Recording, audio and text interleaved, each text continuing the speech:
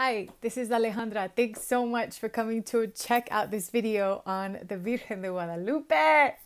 I'm so excited. I actually wanted to do a story about her last year, or tell her story last year, but it was just rushed and I didn't feel like I had the time and I wanted to do it justice. So I'm coming on this year to make sure that it happens. So I think first of all, if you're watching this video, thank you for coming. And if you've seen other ones, I really, really appreciate you guys. Like I really mean it, okay? Please believe it when I say thank you for watching. We'll see how many people stick with this channel. Okay, so I wanted to show you this book. This is where we're going to start. So one of my tias is a scholar on Guadalupe. Thank you very much. I know her. And this is the book she wrote in the 80s. Is it the 80s, Tia? I think you wrote this in the 80s. So she is currently, she still teaches. Yes, this is, wow, 5th paperback printing in 2005. Okay, and 1984. Yeah, 1984. Wow. You know, it doesn't matter. I should have totally looked at this before I opened my mouth. Anyway, she's been writing about Guadalupe for a long time. And I'm so grateful that she is a Guadalupana through and through, just like me. And I even had the privilege of going with her. Every year she goes to Mexico City on December 12th, on Guadalupe Saints Day. And I got to go with her. And so we spend time with the sisters down there.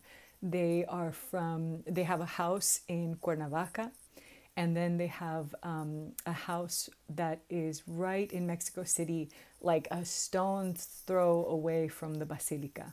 So it was an incredible experience. A shout out to all the sisters, las hermanas guadalupanas, las amo con todo mi corazón. I love you guys so, so much. So yeah, we're going to talk a little bit about Guadalupe. Please know that I encourage you to do further research. There's so much we could discuss about Guadalupe that there isn't enough time in this one video. There really, really isn't. So I'm just going to stick to the story because that's where it all begins. So let's start with the context of when this miracle apparition took place. The year is 1531. It has been 10 years since the fall of the Aztec Empire, since the fall of Tenochtitlan. And to say that the Mesoamerican indigenous community is suffering is an understatement to the highest degree. They have been completely robbed of their culture, their way of life, their connection to the earth and the sky. I mean, these were incredible astronomers. That calendar, that Aztec dial, you know, is so accurate, way more accurate than what we're using today, okay? And, you know, and this wasn't just the Aztecs that had fallen. The Aztecs were kind of like an aristocratic tribe. They subjugated the other tribes. And the people they're known as the Nahuatl people. So the Nahuatl people consist of Aztecs and also many other tribes. So all of them now are considered, you know, I hesitate to even say second-class citizens, because when I spoke with my tia, she said that one of the fundamental, like the premier theological questions of the 16th century, one of them was, do these Indians have souls? Seriously. This was like what was going on in Europe, being debated by theologians. Do they have souls? So you can only imagine the degree in which they were treated, okay? The Nahuatl people felt that their gods had abandoned them. You know, smallpox and other diseases that came from Europe eviscerated communities, their population. So it's, you know, there's relative peace now at 1531, 10 years later. But, you know, they're still suffering. So that's when this story takes place. So the protagonist is a Nahuatl man. He became baptized as a Christian and took the name Juan Diego. So Juan Diego, on Saturday, December 9th, 1531, leaves his home and starts traveling to Tlatelolco to undergo religious studies. It is, I think they quote it in Spanish as muy de la madrugada, like very, very early in the morning, kind of like at daybreak. Right? And as he's walking, he hears the most beautiful music, to the point where he thinks, like, am I in a dream? You know, what is this song that's playing for me? And then he hears a woman's voice calling him up the hill of Tepeyac, where he was passing by. So he, without knowing, he's just walking up the hill. And this, I just need to like throw in my little 2 cents. This is a vibration of divine surrender. Oh my God, if it ever happens to you in your life, it is amazing. You know, most people, like when we think of surrender, right? It's like we're fighting against something. We just sort of like, we drop our guard, you know, and we just become vulnerable and we surrender to it, right? That's one way to surrender. This level of divine surrender is you're doing it and you don't even know why. Like it's just taking you. So that, like, he is in the most blissful state of surrender. I can't even imagine. I wish I was there. I really wish I could have been there. So he goes up this small hill and he sees this woman of exquisite beauty, delicate beauty. She looks young. She's dark like him. And they don't speak Spanish to one another. She addresses him in Nahuatl, in his language. And she calls him Juancin. Like, and when you add the sin at the end of the word, it's diminutive. Like in Spanish, you use the ito and the ita, like your casa and your casita, you know, your house and your little house. So she addresses him in this way.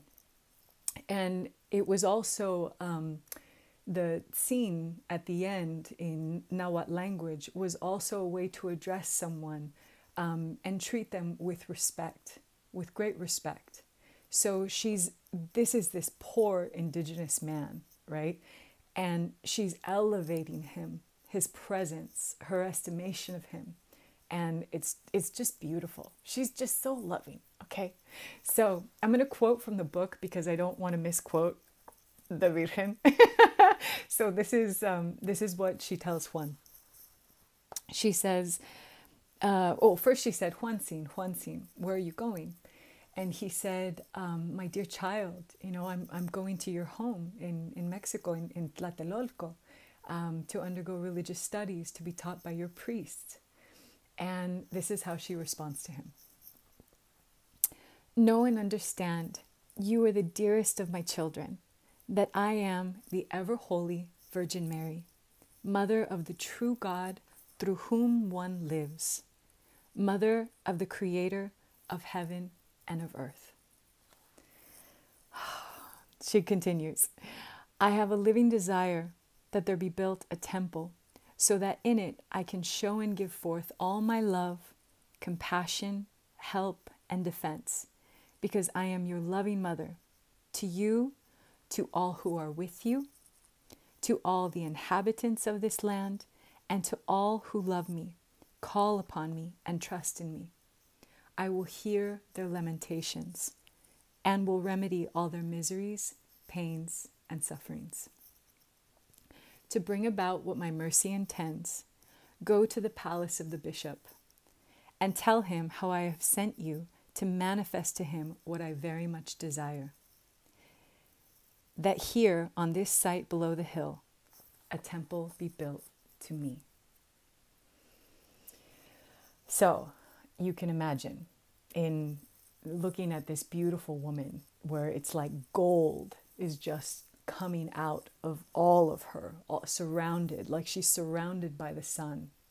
And everything around is like sparkling and dazzling in her splendor. And I can only imagine the vibration of love emanating from her. Oh my God, I really wish I could have been there.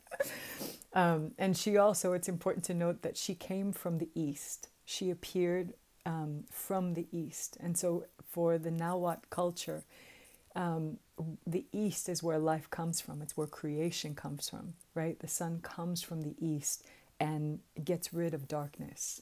So all of this is such a spectacular detail to the story that the Nahuatl people would understand on so many different levels. So, of course, Juan Diego agrees, and he immediately goes to the bishop, where he is he's kept outside, and he's just there waiting for like the longest time, and no one really wants to pay attention to him because he's this poor, Indian guy, and he's old too. He's 57 at the time this happened. Finally, they see he's not going away, so they allow him in, and he has a meeting with the bishop.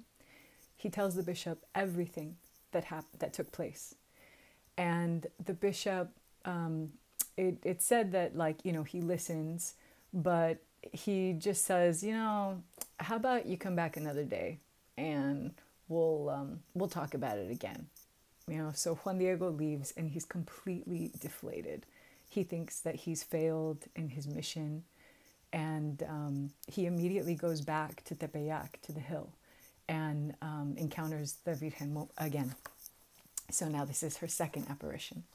And this is what the Virgen tells him. Oh, so first he goes, and then he gets there at the hill, and he's like, you need to send somebody else. I have completely failed, and I'm just a nobody. I'm worthless. No one's gonna believe me. Why don't you give your message to someone that with who has worth or status in the eyes of the bishop, so that they'll believe him, and then your will be made, will come true.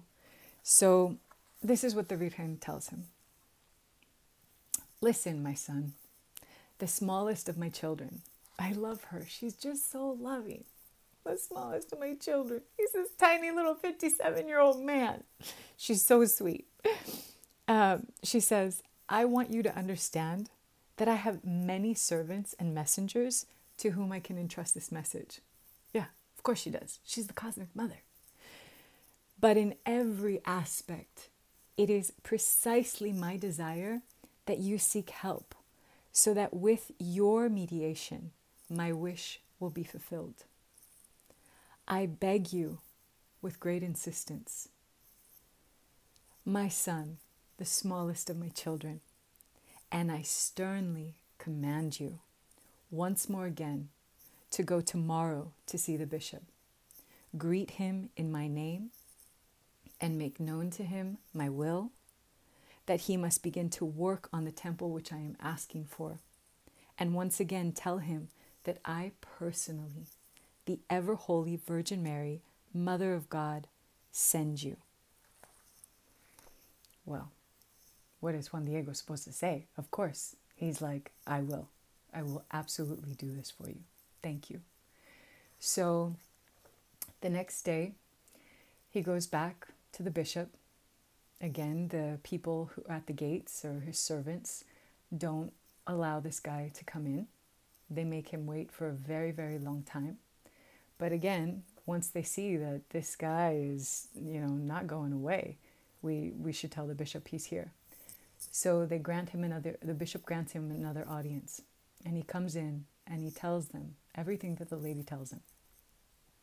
This time the bishop hears, and he starts to ask questions. Where did you see her? What did she look like? And Juan Diego answers them, in all sincerity and with conviction. So the bishop thinks about it, and he says, listen, I would like to believe you, but I can't possibly believe you without a sign. So why don't you tell your lady, Your Lady. Can't believe he's like saying this. He doesn't even know who's talking. He says, why don't you tell your lady to give me a sign? And then, and then I can believe her. So with this, Juan Diego's like, great, which kind of surprises the bishop. He thought maybe that would dismay him if he was lying, But Juan Diego is like, this is perfect. Let me go get a sign. What kind of sign do you want? And the bishop's like, he didn't tell him what sign. He just said, she'll know. So as Juan Diego leaves, he thanks the bishop, heads out. And at this point, the bishop tells his servants, he orders them to follow Juan Diego. He's like, hey, find out where this guy's going. Who's he talking to, right? And report back to me. So the servants leave, and Juan Diego, who knows the mystery behind what happened, but on his way back to Tepeyac, the servants who are following him, they just lose him. It's like he disappeared, and they don't know where he went. So they come back to the bishop and they say, you know what, look, this guy's lying. He's telling tall tales, and, you shouldn't believe him. All right. We don't know where he went, but you shouldn't believe him. Meanwhile, Juan Diego is back again at Tepeyac talking with the Virgen. And he said everything that the bishop said. He wants to have a sign. And if you can give this to me, then I can take this to him and your will be done. So this is now how the Virgen responds to him. Very well, my son. She's so cute. You will return here tomorrow so that you may take to the bishop the sign which he has asked for. With that, he will believe you and will have no further doubts. And know well, my beloved son, that I will repay you for your care, work, and fatigue, which you have done on my account. Go, and I will await you here tomorrow.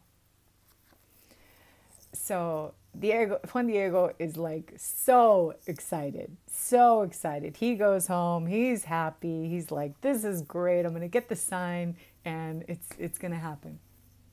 Well, upon returning to his home, he finds, so this took place on December, the first day was the 9th, so that was on the 10th. So upon returning to his home, he wakes up, it's December 11th, and his uncle is not doing well. He is gravely, gravely ill.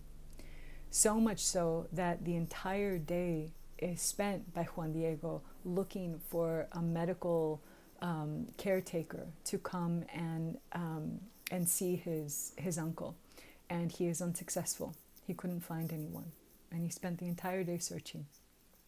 So later that night, the uncle tells him, Juan Diego, I'd like for you to go tomorrow and go get a priest so I can confess my last rites. I don't want to die without this confession. I want this blessing. And so now Juan Diego's like in this pickle. Of course, he wants to honor the last wish of his dying uncle, right? But he also knows he didn't even go that day for the sign that the Virgen had promised. Like, what does he do? So he wakes up on the morning of December 12th and he decides, he's like, you know what? I'm just going to get the priest for my uncle. He needs to confess before he dies. And then I will go back and get the sign. Like, I'm sure she'll understand. So as he's walking to Tlatelolco to go get a priest, he comes to Tepeyac and he's like, oh, I don't want to pass through this way because she might see me. So I'm going to go around the other way and see if I can ignore her, the mother of all creation who knows everything. He's a sweetheart. Like in the South, we'd be like, that is so precious. You think you can fool the mother of creation? Child, you precious, God bless you, Juan Diego. You're funny, dude. So, lo and behold, I'm like crying. I'm cracking myself up right now.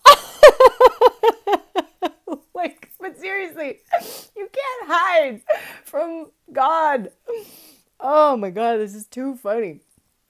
So, of course, he decides to go this other route.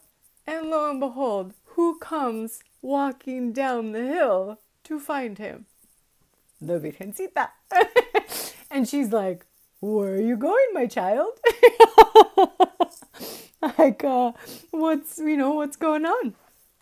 And he tells him, he tells her, my uncle, I'm so sorry. I think he greets her though, and he's like really embarrassed. It's like, how did you wake up today?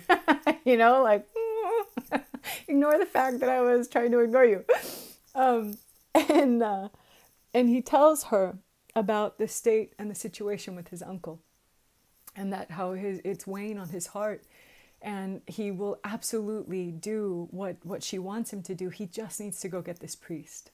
Okay, and this is how the Virgen responds.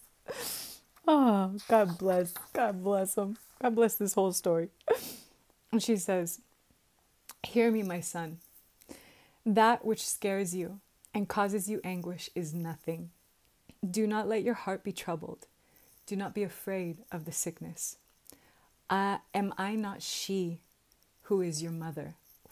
She's like, boom. Am I not she who is your mother? Seriously?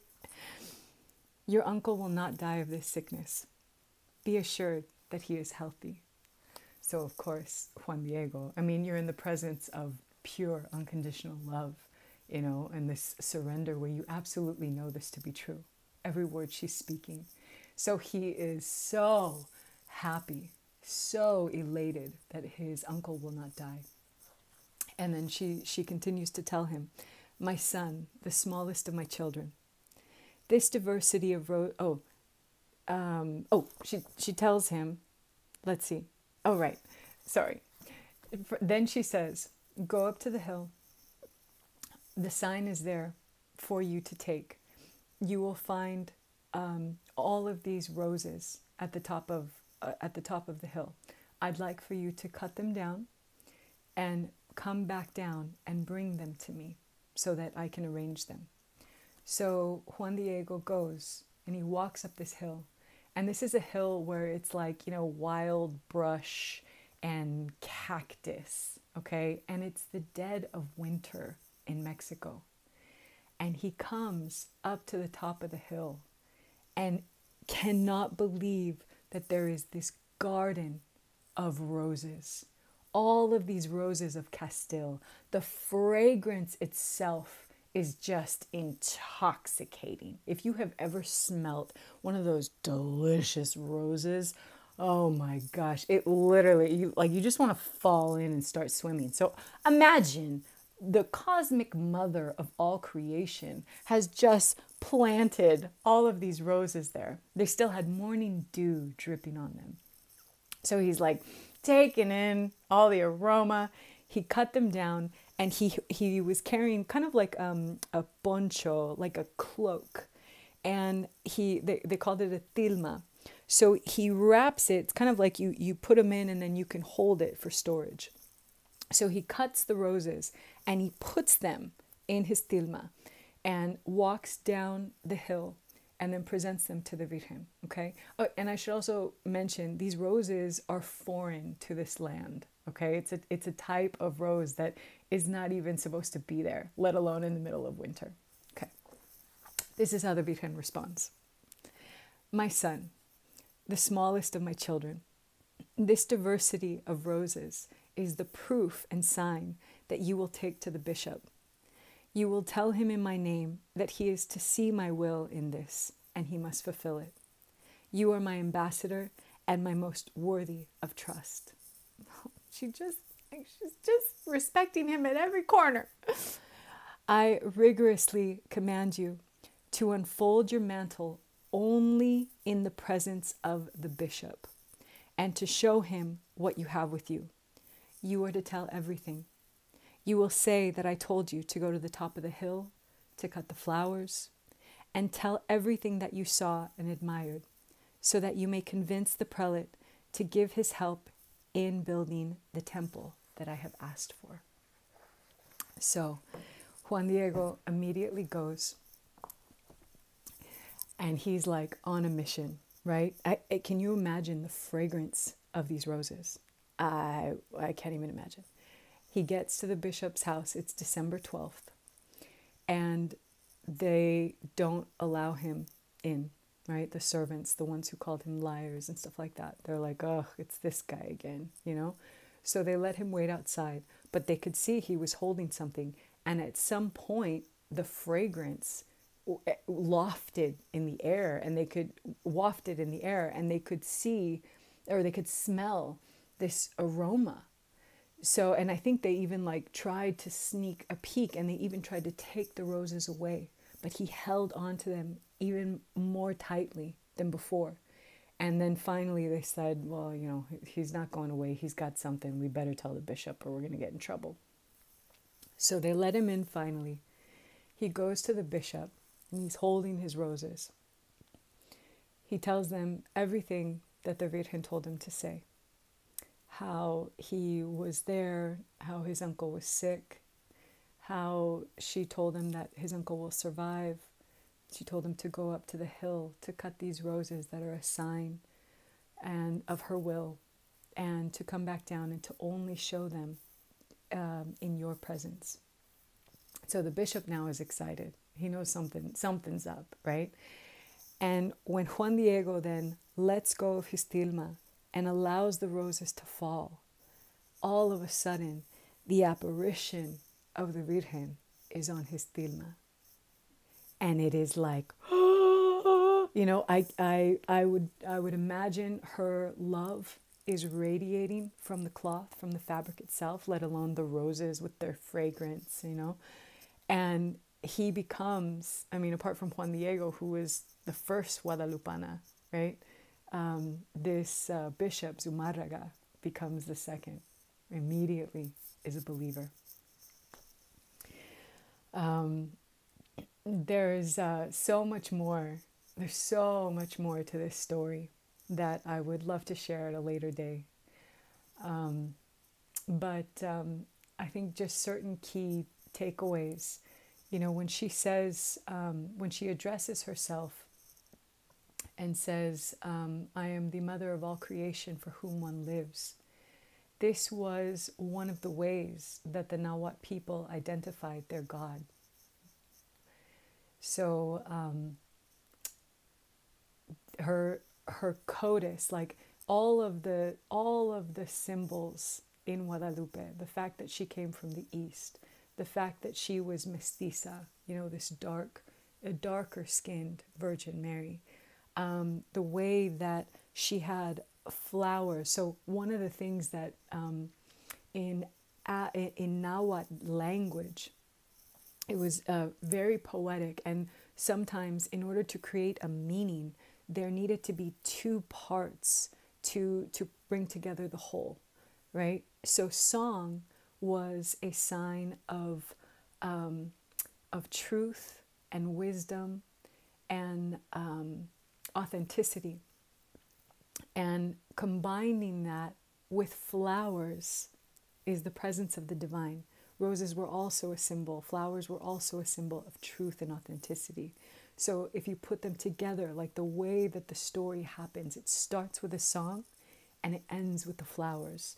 It's like just this conversion of like, we as Europeans, are like, okay, well, the roses and the Virgin Mary, right? They were able to understand the truth behind it, but for the Nahuatl culture, it was like, oh my God, our gods have not forsaken us. They remember us, and they're speaking our language through this image so that we know that we are still loved and cared for, and our prayers and, all of our suffering, all of that is going to be held in the love, this unconditional love of the mother. So within 10 years from the apparition, the miracle of the Virgen de Guadalupe, over 9 million Nahuatl people converted to Christianity. This was way more than how many were converting in Europe at the time. She's considered the Empress of the Americas. And there's so much more that I can tell you about her, but I feel like this is pretty good enough. So Maybe I'll do more soon, or maybe I'll just make it every year during this time, you know, from December 9th to December 12th. Will be like our Guadalupe bubble on this channel, because I would love to continue talking about her. Okay.